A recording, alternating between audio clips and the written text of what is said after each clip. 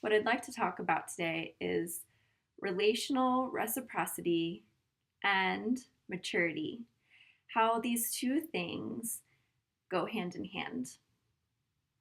So, what do I mean by relational reciprocity? What I mean when I'm talking about this is this circular nature of a relationship. Essentially, it's saying that relationship is not a one-way street. It's saying that it's circular in nature. That means that we gain through relationship, mutually gain through relationship. I'm noticing that in the spiritual community, there's a belief that at higher levels of consciousness, there's no longer room for relational reciprocity to exist.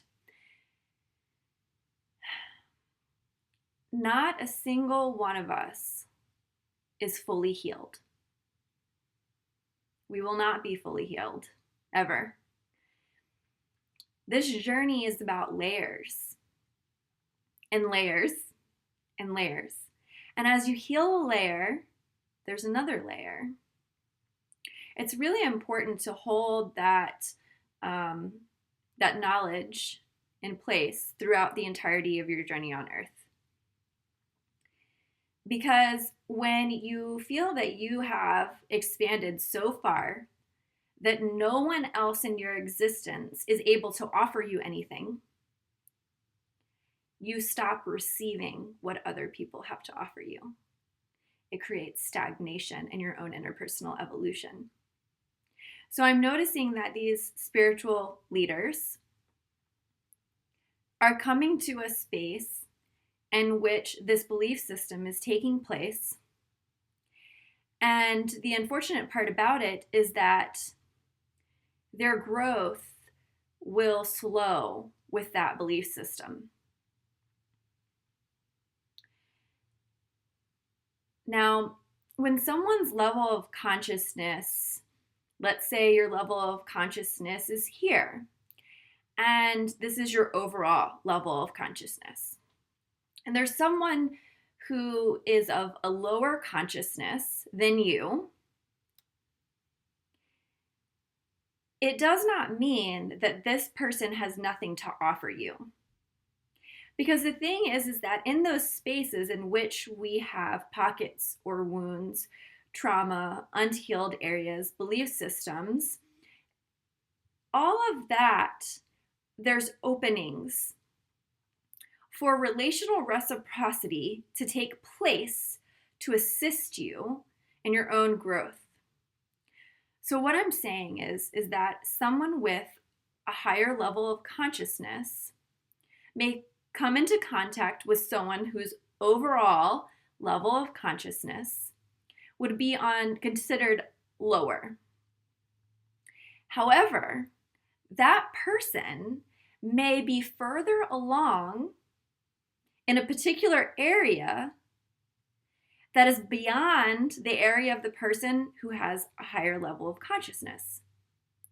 So that person may not have the same core wound, and their life experiences may have led them to a higher state of consciousness in this particular aspect comparative to the person who is at an overall higher level of consciousness.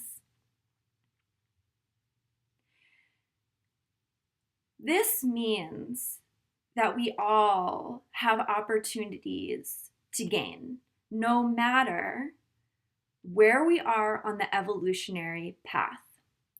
There will always be people who are going to reflect to us our triggers, our wounds, our traumas, these belief systems that we have in place that don't support us. And it's not always going to come from someone who's from a higher consciousness than you. So it's a false belief for people who are far along in their evolutionary path to believe that no other human being around them is able to offer them an opposition of belief that is supportive to their own personal growth. So let's talk about the maturity piece.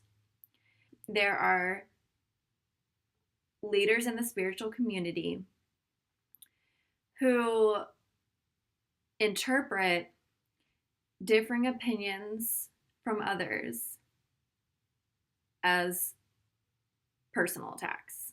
They themselves end up becoming the attackist, personally attacking those who have different opinions. And it may even be that initially that person was not attacking them, but their lens and their perception has led them to believe that it is, and they're responding accordingly to this limited lens and this perception. Attacking others in this way is a sure sign of lacking maturity. It's called bullying.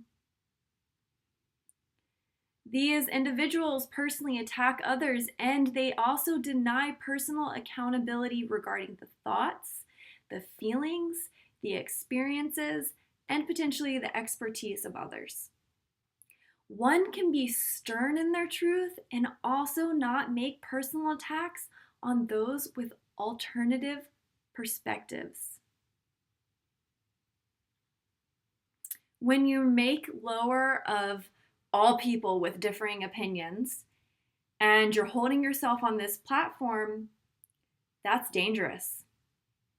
It's dangerous for personal evolution because it disregards completely, 1, relational reciprocity, 2, the unique strengths of others, and 3, the existence of personal limitations. What is created in the wake of this dynamic is a cult following. Why? Because there's only space for people to speak who are in agreement with you. What this creates is an alternative reality, limited by your own scope of perception.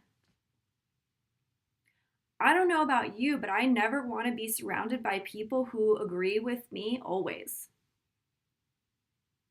That is not good for my personal growth, nor is that good for the growth of those around me. This dynamic is also how you lose good followers.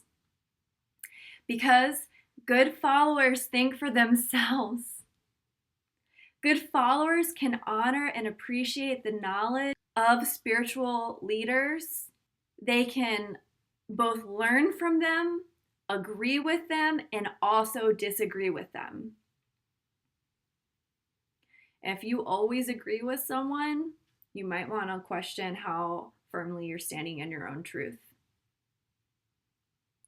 Good followers use discernment.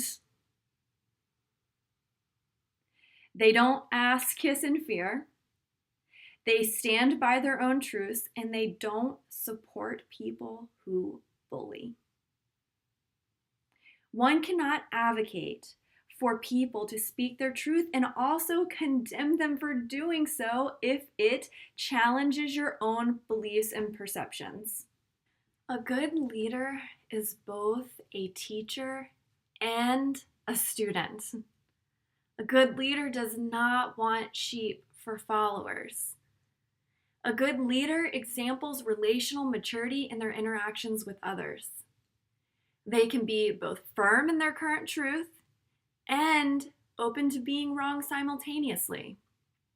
They maintain stern and healthy boundaries without unnecessarily violating other people. They recognize that they have been both right and wrong in the past, and they will be both right and wrong in the future. They don't make overgeneralizations about those who disagree by deeming anyone and everyone with a differing opinion as less. They maintain compassion through an understanding that source expresses itself at many levels of consciousness. They seek to help elevate their consciousness and the consciousness of others without universally condemning those whose journeys are differing from their own. They honor the uniqueness of individual journeys and expertise. They recognize their own triggers and uphold self-accountability. A good leader shows us the way without believing their way is the only way. These qualities are signs of maturity, an understanding of relational reciprocity, and a knowing that healing is infinite and wisdom is ever evolving.